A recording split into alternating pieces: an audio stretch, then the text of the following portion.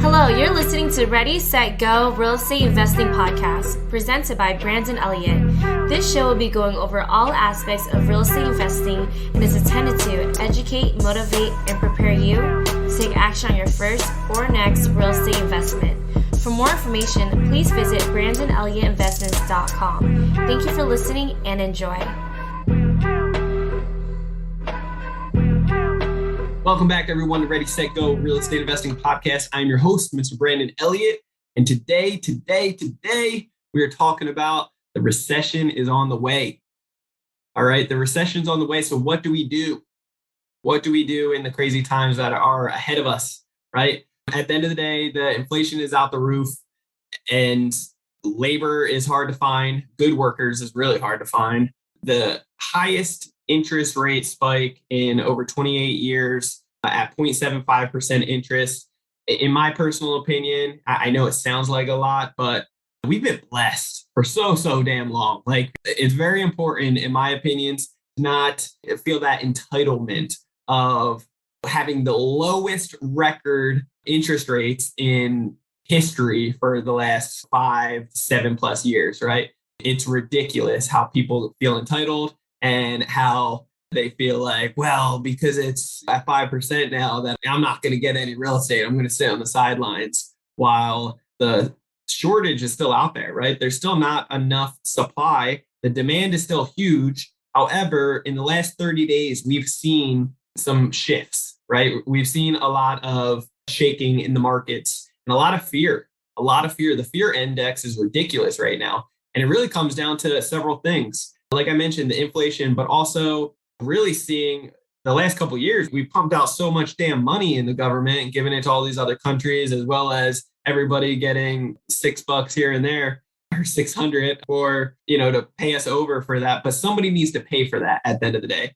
And the stock market crashed several times in the last 30 days. The crypto market crashed, and not totally crashed, but really knocked out a lot of people. A lot of the big hedge funds are over leveraged and really on verge of being liquidated, and so much more, right? But with all that being said, even properties are being on market for a little bit longer now. We just sold a property back in April, and that took 4 days on market. 4 days on market. We were tied up in contract, had several offers. It went $210,000 over asking price, right? So those are the times. And then, now we're seeing average market listing for about 2 weeks in our area of San Diego. I'm just talking about my area. I'm talking nationwide as well, but, in my specific area where I'm active, that's what I want to talk about today. So how are we going about really setting ourselves up for success and making sure that we're positioning ourselves right? Because we don't want to put ourselves in any type of financial stress. And a lot of people are. A lot of people are getting over leveraged and being too flashy, buying expensive things and doing nonsense with their personal funding, right? You want to position yourself. You want to get your credit right now. Credit Counsel Elite is, by all means, it's not even a selfish plug. It's a mandatory plug. It's been giving breakthroughs to hundreds of people for so long now. And we just got one guy in the group. He just got a $100,000 credit card, just one card. He did his own mass apply and got, in the past 30 days, he's got over $400,000 in new credit lines, many at which has 0% interest, plus sign-up bonuses. Plus, he's going to take this credit and leverage it into real estate, into different assets, e-commerce, and so much more into his own business as well.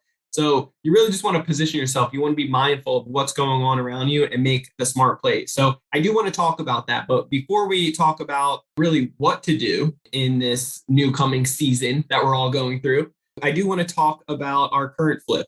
And I want to go over the numbers with you guys. And hopefully that will either inspire you, help take action, or show you how we are making still mistakes. And hopefully you guys can learn from that, as well as basically it will lead me into kind of what we're doing in this new coming season to really prepare ourselves, right? So yeah, with that all being said, let's just talk about our newest deal. So we purchased this property back in February 15th, 2022, right? We purchased it for $1,056,500, right? It was some wild negotiations, but this is what they came back at. And I was like, fine, so let's just call it for easy numbers, 1,057,000, right?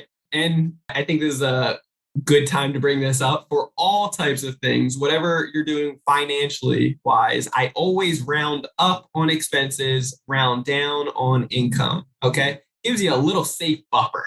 Okay. So I just naturally did that, rounded up $500.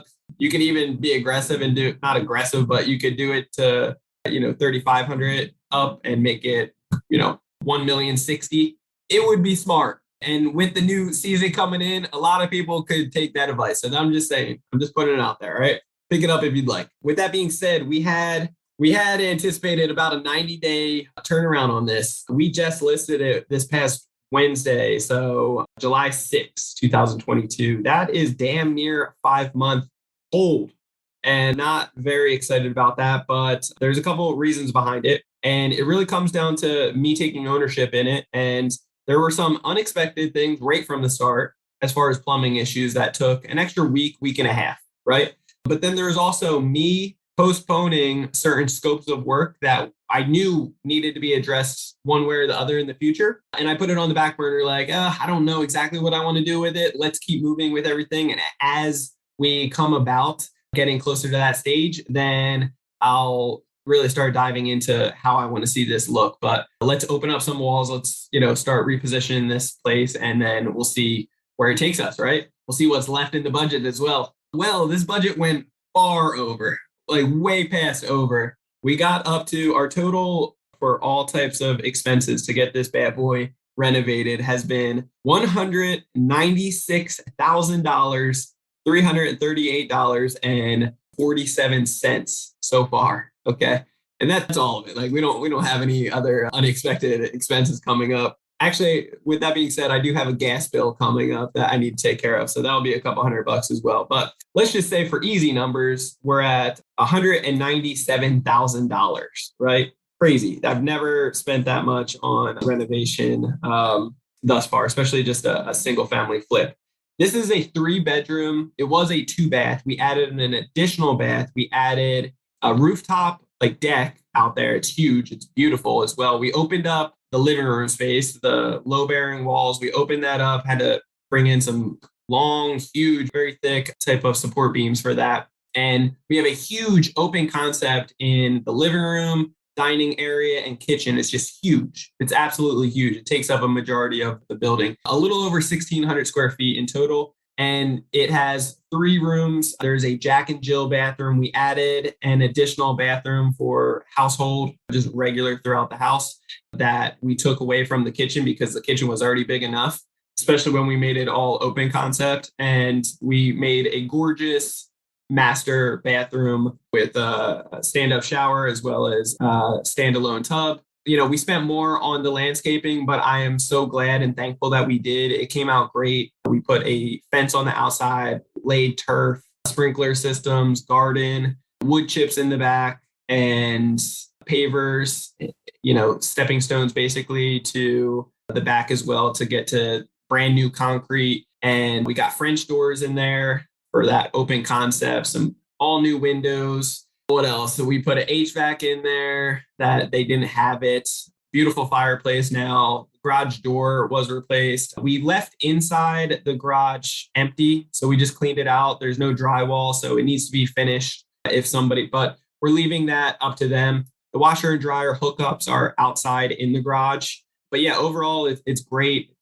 It really turned out amazing. And the best part is with that rooftop deck, you can easily see some amazing bay views and ocean views and gorgeous. The sunsets are amazing there. And then on the other side, on the left side, you can see fireworks every night from SeaWorld at 8:50 p.m. And then some nights it's 9:50 p.m. I can see it at my primary residence as well. And I just open up the window or open up the curtain in the living room from my couch. It's gorgeous. Or go outside on my deck.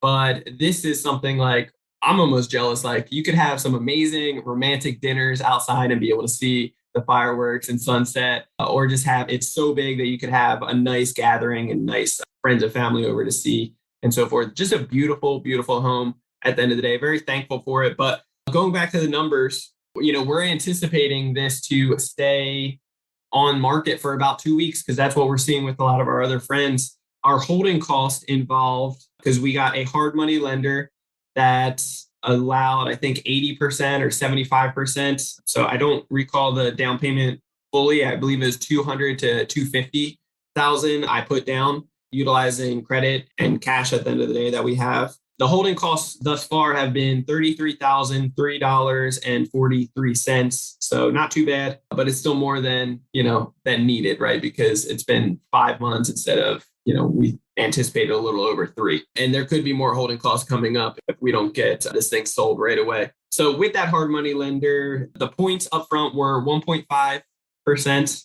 in points, and then it was 8.5% on interest. It's a 12-month agreement. The monthly payments are $7,112.45. Basically, my estimates for selling, right, are going to be roughly 55,000. We could even round up. It's not going to be more than 55,000. It's probably going to be a little less, closer to 50,000, but we could even round up to 60,000 to be like extra cautious. But it's already a higher estimate than it probably will be. With that being said, so with the purchase price of $1,057,000 basically, and then almost $200,000 for the rehab, the holding cost of $33,000, we are at a total of $1,285,841.90, right? That's the legit numbers right there. With the estimated cost to sell 55K, basically I'm all in at $1,340,841.90. So let's just round up and say 10,000 more or 9,000, some change more to make it 1,350,000, right? So that's where we are at. We're at 1.35 million is all in cost. Now, the comps are showing conservatively rate around 1.65, and like we could sell it right now probably very quickly 1.6, 1.65 and still make good money. That worst case scenario, it would be basically profiting 250,000, which is great, right? Most people are happy as a clam to make 60, 100K is like amazing. Especially, I didn't do any of the work. It was the crew that we supplied to, the great job they did. Just took longer than we would like. But overall, all new windows and everything's brand new. It's great. We are actually listing this property at 1.75 million. And here's why. So there's other properties in the area that are at like 1.8 that are bigger, somewhat nicer in some cases. Very, to each his own type of thing. I'm a little biased, but at the same time, I appreciate certain style that they did, and their square footage is decently bigger. It's about 500 to 700 square feet bigger. That's a big deal. With that being said, they don't have the views. And I know it's a little cliche, but views sell. And especially when you get ocean views and bay views, and then you have such a big deck and then the fireworks. I mean, in my opinion, it's really a gorgeous home and very excited to see what we did with it. But what I would say is that us pricing it at the 1.75 is a little risky because we originally definitely anticipated like 1.8 all day. And we had other competitors that had theirs listed at 2.1.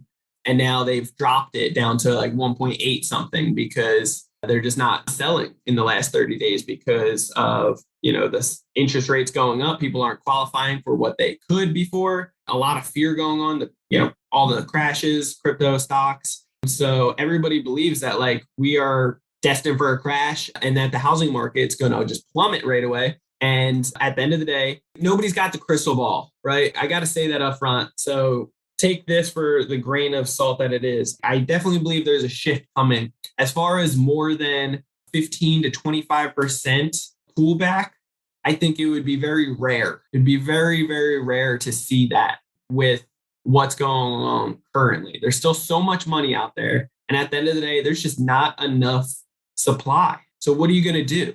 Like, what are you going to do if there's not enough supply? Even though a lot of the buyers are starting to get so hesitant and fearful, after a certain time frame, they're going to be like, hey, it's only going to get worse. Like prices are still going to increase. At the end of the day, the interest rates are still going to go up. And my 2 cents behind that is I think they're going to go up higher. But I also think after a certain time frame, I don't know, maybe a year or so, maybe a little longer, they might come back down and they might dip for a little bit. But then I do anticipate they'll probably just go right back up and probably go way higher, truthfully. That's my 2 cents behind it. But at the end of the day, the best case scenario, if we can get the 1.75, we're going to profit 409,000. If we get into a bidding war because it's gorgeous and we really did an excellent job and the views they just cannot live without, then who knows? Maybe we will make more. But what I'd like to tell you guys is that we have backup plans. That real estate, in my personal opinion, so many people that fail at real estate, they fail for the simple fact that they're uneducated on all the other options. There's so many options in real estate. There's so many. And it comes down to educating yourself first. The more education that you have in real estate and on all the different opportunities of real estate, you will have backup plans. You'll have tools on your tool belt to be prepared for when plan A does not go the way you would like, right? And guess what? That's real estate. I've never been a part of one transaction, one real estate deal that did not go the way that we thought. Like every single one, we had plan A. Ideally, this is exactly what we wanted. And then something happened that, hey, we need to jump into plan B. And it still takes us to the end goal of plan A, but we have to make some minor adjustments. That's going to take longer and it's going to cost more and all these other things, right? So fail in real estate, in my personal opinion, it comes down to they had plan A. Once that didn't work out, they jumped to plan Z right away. And it's like off sell, take the loss, and that's it. When they could have tried doing seller financing, in my backup plan, I'm going to do a cash out refinance. I can qualify. The interest rate's going to be higher, but guess what? Like I'm okay with that. Like I can still do that. I can jump in. I can even move into it if I wanted.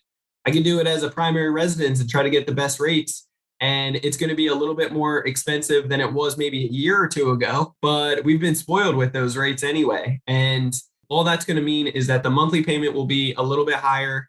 And what I would do afterwards, because there would still be a good amount of equity in there, I could take out a HELOC. I could start preparing permits and so forth to be able to add the square footage, the 600 to 700 square footage, to be able to mimic other properties in the area that are going for the 2 million to 2.5 million, and even add a second level like a lot of other properties in the area have been doing in this area of Bay Park, sunny San Diego, California. And at the end of the day, there's several backup plans that we could hang on to this sucker for a couple of years. It wouldn't make a difference in our income, really.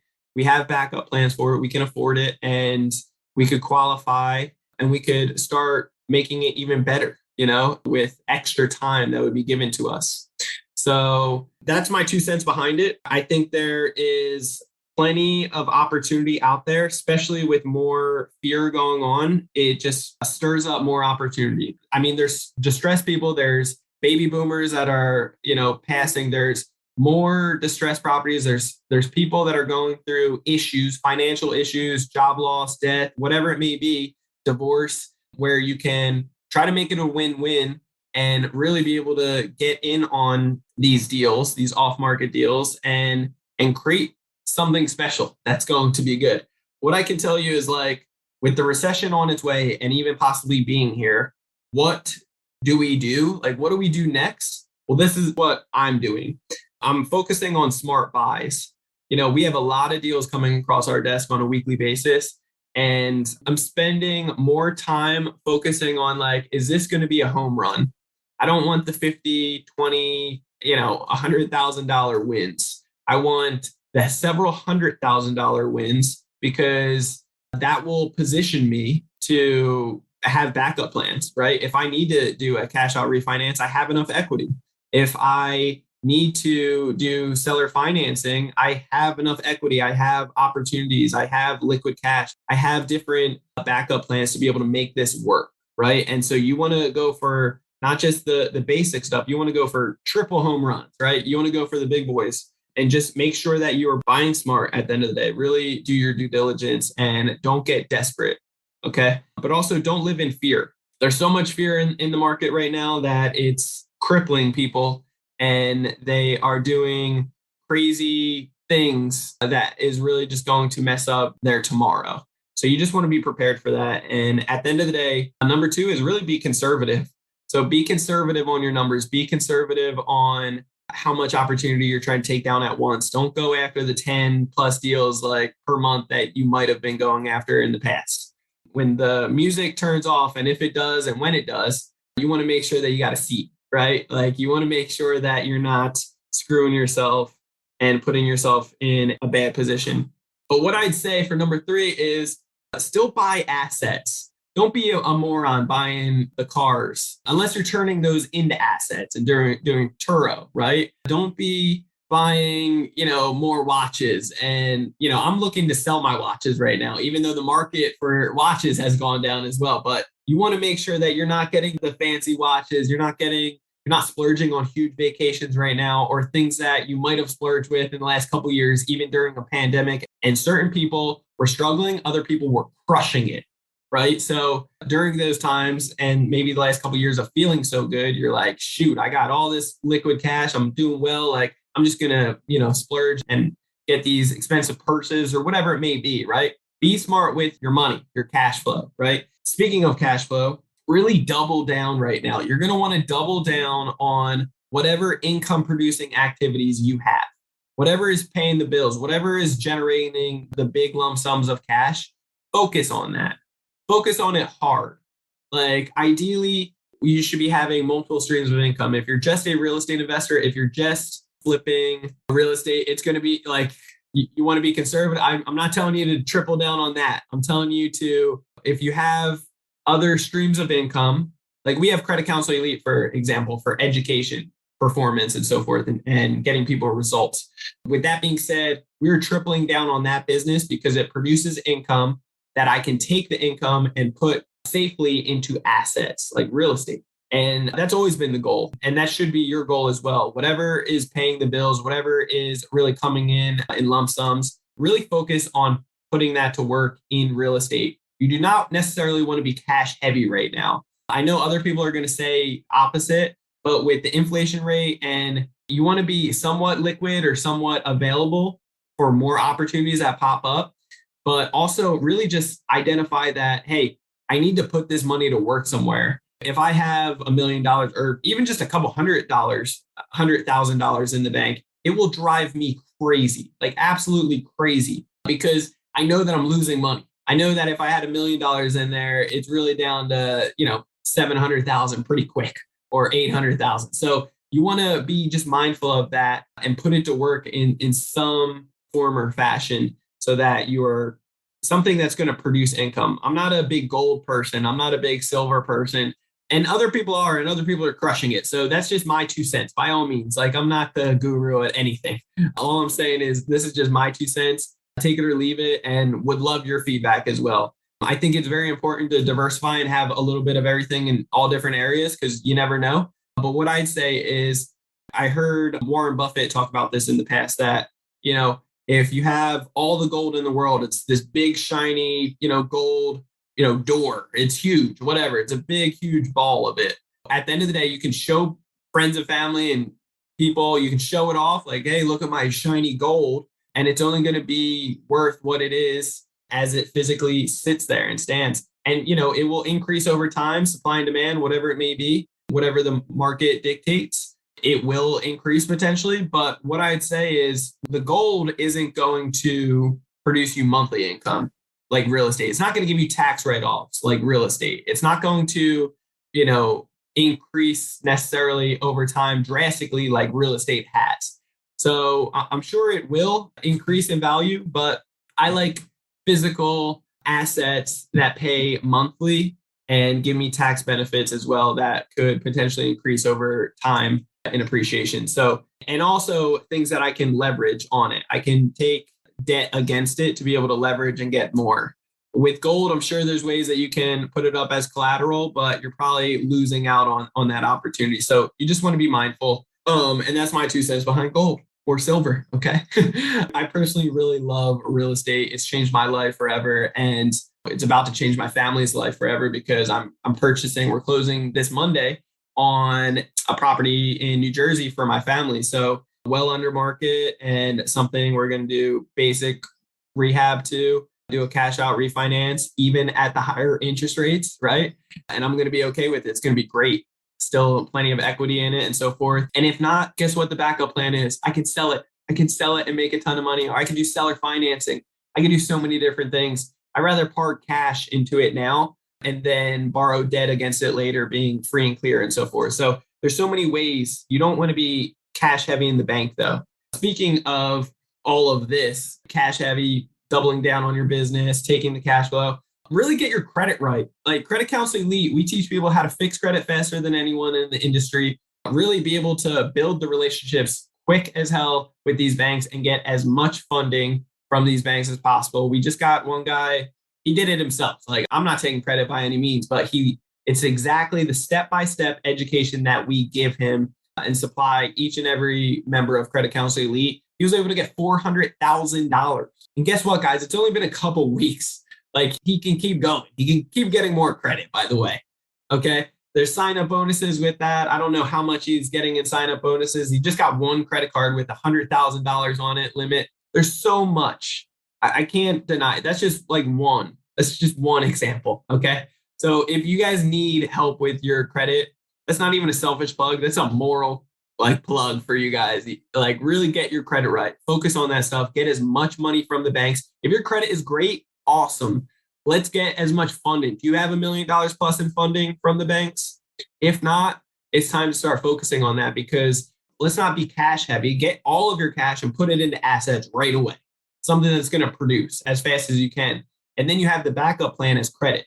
And then also you can take the credit and you can use that as purchasing properties with credit like we have, or completing all your remodels with credit like we have and do. And really just set yourself up for success, leverage it and put it to work just like the banks do. Like flip the script on the banks and put this credit to work. I think it's never been a more crucial time. I was talking about this for the last 2 years, like really start preparing yourself. But now that the time is here, like it's not too late. Don't be one of those fools that is like, well, it's too late. Like, we could get things rocking and rolling today. We've had hundreds of clients, but we've had dozens that have literally removed in 10 business days, removed over $100,000 worth of debt off their credit. Stop settling for your FICO score in the 500s, get it to the 800 club, get to the 800 FICO score plus, and then be able to do a mass apply. Be educated on how to do a mass apply to set yourself up for success, to get 10, 20, 30, 40 credit cards plus. Our best student, 19 years old, I say best student so far with his mass apply, got 41 credit cards, 17,000 in sign-up bonuses. He got 350,000 in new credit lines, and you can do it every 6 months. But we got another record right now at 400,000 plus, and it's just the beginning. Like he can get so much more in the next week or two. So really excited to see testimonies that come in from that. But if you guys need more information on that, go to www.creditcounselelite.com. That's www.creditcounselelite.com. Seriously, there's nothing to lose. We give you a demonstration on a live webinar or a replay that you can watch about an hour and a half long to see exactly what I'm talking about and on a deeper dive so that you can understand it and really be able to position yourself to succeed and then see if you qualify, see if it's a good fit. We don't want any Tom, Dick, and Harry in there. We want good people that are going to do morally right things by not just improving their credit and really transforming their situation, their lives, but their circle of influence, their friends, their family members. That's what it's about. So that's enough about my rant on that. Next, I just want to caution you guys, be patient. Be patient. I mentioned be conservative, make the smart buys, but be patient. Don't feel like you're in a rush.